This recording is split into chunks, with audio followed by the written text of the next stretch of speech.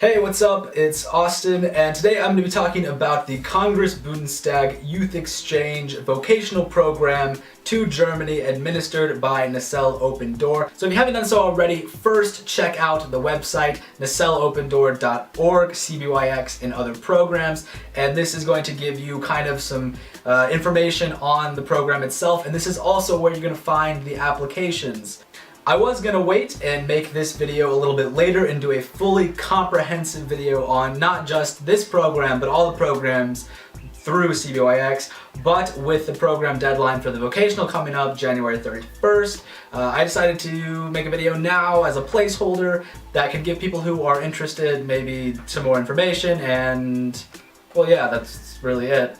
So I'm going to be talking about the program a little bit by itself, and then what the application process is like, maybe some tips on what you should do for the essays and for the interviews. First off, the Congress-Bundestag Vocational Youth Exchange to Germany is a full paid scholarship for you to go to Germany for a year and intern in a field that you have some background in. The program is for graduating seniors.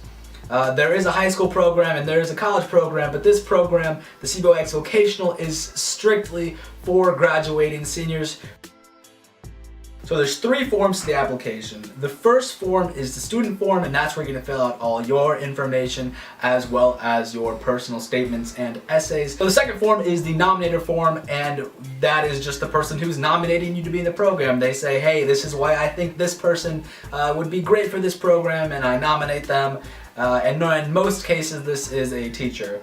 And the third form is the activity supervisor form, and this is going to be filled out by someone who observes you in one activity you do, whether it be at a church or maybe a club, or really there's a lot of possibilities for this one, and this person is going to say, these are the traits that I see in this person, and this is why they are going to be good for this, for whatever reason, and things they do while in that activity. So in the Form 1, which is your form that you fill out, there's going to be 5 short answer questions. There's really no word limit on these 5 short answer questions. Some people type a bunch. I know I did, and I know some people who kind of just said, here's what's up, this is what you need to know. And these are really kind of trying to see, do you really want to go on an exchange experience, and what things have you done that prepare you for an exchange experience? And ultimately these questions are kind of situational, like what would you do in the case of homesickness, and how do you deal with this thing? And next are the personal essays. Personal essays are really focused on what role do you play in a family, and what does family mean to you? The first being an actual letter that will go to your host family, and that kind of gives them an insight of who you are, what your experiences are. Why would they want to have you as a host student? Why do you want to come to Germany? Like, what are the things you care about, and what does family mean to you? And the second essay is about your blood family, and like what relationship do you have with different members and your family, and what does family mean to you? I will say that for me personally, writing these was not easy. I mean, I took these very, very seriously. I really wanted to give my potential host family and the program a good sense of what family means to me and to what I can contribute to a family. Mostly you're going to want to write about the positives, but also if you can throw in there how you deal with conflict, then even better. Yeah, and the rest of the application is just really like technical stuff, which you can fill out easily.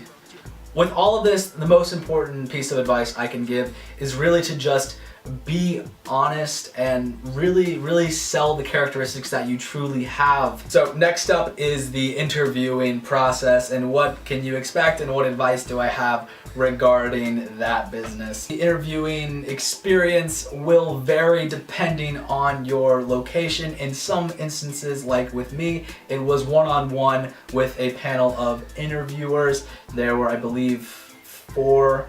It was 2 program alumni and 2 other people associated with the program. But in some cases, you may have a Skype interview with 2 people from the program. That's happened to people here. It just really depends on where you live. If you live in Florida, you're gonna get a face-to-face interview because Florida has like the most people who apply. So yeah, you're gonna want to dress fairly professional for the interview, just because that's a good rule of thumb for any interview. I was particularly nervous for the interview, not because I don't interview well, just because there was so much riding on this interview. I mean, this is a year of your life, and it can really change everything, so it should be meaningful to you. So at one point of the interviewing day, there is a student-parent meeting, and what that means is that your parent, obviously, and you will go in and get a informational session from the people from CBYX and Nacel Open Door, talking about the program and answering questions here and there that you or your parents may have. This is really, I thought this was like more for the parents, because all the parents were like, oh, we want to know this and we want to know this, and the kids were like, oh, come on, mom. And any advice I have for this portion already is that kind of know what they're talking about before they say it in the informational seminar. Definitely do some research on the history and learn as much as you can about CBYX. And I say this solely because they asked a question about the history of CBYX, and I was the only person in the room who knew it, so I raised my hand and answered. And I think that may have been some points, I don't know, but if I were to do it again, I would definitely want to be the person who can answer that question, and you should be too. Not just because it shows that you're thorough, but it shows that you care about the program and that you're excited and you've looked into it. Now on to the actual interview. What kind of questions can you expect? What should you do to prepare for the interview? I tried really hard to prepare answers and things that I really wanted to cover in the interview. You can try and do this, although I wouldn't exactly recommend it. It's way easier to be genuine than it is to have this idea of what you want to say and try to work around that in your answers to the questions that they're looking for a different answer for. In my opinion, there were two types of questions in the interview. There was one that was looking into your character, and the others were situational questions. Diving into your character, they're gonna want to know who you are. Are you a good candidate for this program? How is your attitude? Why do you want to do this? And what are your goals with this program, with this year? The scholarship is not just based on your grades in school. It's like they want to see that you're involved, and they want to see that you care and that you're different and that you can bring something to the table that no one else can. Moving into the situational questions, these questions they ask because they want to know how you think that you'll respond, or how you might respond in situations you'll potentially be in during your year abroad. And that can do with host families, with internships, with just general feelings of depression or loneliness, or homesickness. My biggest piece of advice for the situational questions is just kind of capitalize on that you can be adaptable, and that you can deal with really anything you're going to be thrown. Because there are a lot of variables going into this year, and these questions aren't meant to trick you. They really honestly want to know how you're going to react in things that you may easily face during the year. Try to remain calm, give honest answers, be personable. They want a genuine person that they can really identify what they're going to be like during the year.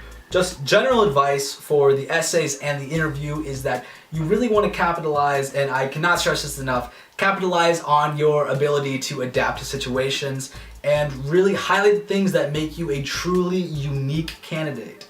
You want to pick things that make you stand out from not just your peer group, but potential other candidates for the program. This is really important because honestly, looking at the people that were chosen this year, there's not a lot of common threads. The biggest similarity between us all is that we're so different. There's so many different backgrounds and interests and skills, is that I think that they're really looking for a diverse group of kids to go out and share the US with Germany and learn everything they can about Germany and bring it back to the US. And so if there's anything I can tell you is that really just try to find things in your life that make you truly unique. Like, what are your goals? Do you have unique goals, or do you have a unique background? What experiences have you had that make you see the world differently? I would definitely 100% talk about those. Alright, so let's talk about this scholarship in general. And to start with, I'm going to talk about two things you definitely do not need. You do not need to have these two things in order to be selected for this program. The first is a great academic standing. You do not have to be valedictorian to get this scholarship. They really look at factors other than grades, and that's what's so great about this scholarship. Secondly is any former language experience. You do not need to know any German. I did not know any German. Things you do need You do need to be a graduating high school senior. Becoming a high school senior is not a necessarily difficult thing. If you're not a high school senior yet, just wait it out. You'll get there soon. And if you are, then definitely apply if you haven't already. Don't procrastinate with this. I did a little bit. Definitely makes it more stressful. Do it now when you have the time. There's 25 open slots for this scholarship, and honestly, not a ton of people apply. So if you think, oh, there's no way, I'm just a little guy, I'm never gonna get this scholarship, you're wrong, because not a lot of people apply, and your chances are just as good as anyone's, depending on how you play your cards as far as the interview and the applications go. The second thing that may scare people off or confuse people is the vocational background.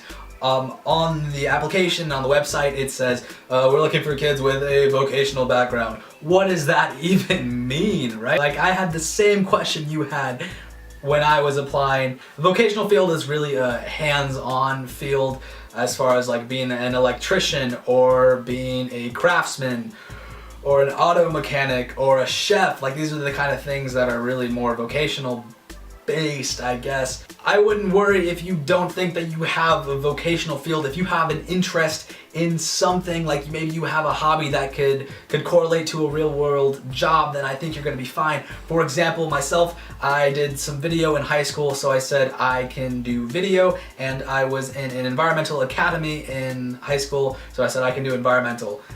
That worked out perfect for me. I'm currently interning at a video company, and next I'm going to an environmental engineering firm, so that worked out great. But you can see how that's not exactly like traditional vocational field, and it's not solely based on what your vocational background is that really makes or breaks your application. So now I'm going to tell you quickly what you're going to be doing during your year abroad. The first 2 months are language training, and you are going to be in Bonn. At least that's where we were this year. I don't know, things might change, probably not. I hope not. Bonn is beautiful, wonderful. Language school is fun, and you're there with the other 25 students, and it's just a blast all the time, fun stuff, fun times. Then you're going to move on to a host family somewhere else in Germany and go to German gymnasium, German high school for 2 months. You in a school because they want you to learn about the German school system, make friends, polish your German. They really just want you to have friends and make connections in your community, which is great. School is kind of school, but you're really going to get out of it what you put into it. Say you find a company here that you want to work with, and then the program can work with you, and you can work with that, and then your area rep. Things can change. After the 2 months of the German school, you're going to move on to 2-3 month internships with German companies in a field of your choice that you put down on your application. Thankfully, these choices that you put on your application are not always set in stone, and things can change, and a lot of times do. So in a lot of ways, you can really personalize your experience as far as the internships go, and that's what you're going to do for the remainder of the year. Also during the year are going to be 2 seminars in Berlin where everyone comes back together, and well, I don't know, it hasn't happened yet, so I'll talk more about that later. That's about it. Enjoy the process. I know it's stressful, but if it works out, it's going to be the best year of your life. So there's that to look forward to. But if you don't get it, then there's still so many other opportunities out there for study abroad. Look into your college, what opportunities do they have. Look into CBYX for young professionals, which is kind of a college level, more or less, program that does pretty much the same thing, except you're working in like a legit field when you get here, so you can kind of figure out what you want to do in college and then do that. But just in general, not getting this is not the end of the world. There are still so many other things out there that you can do, and you can do them. I believe in you, and goodbye.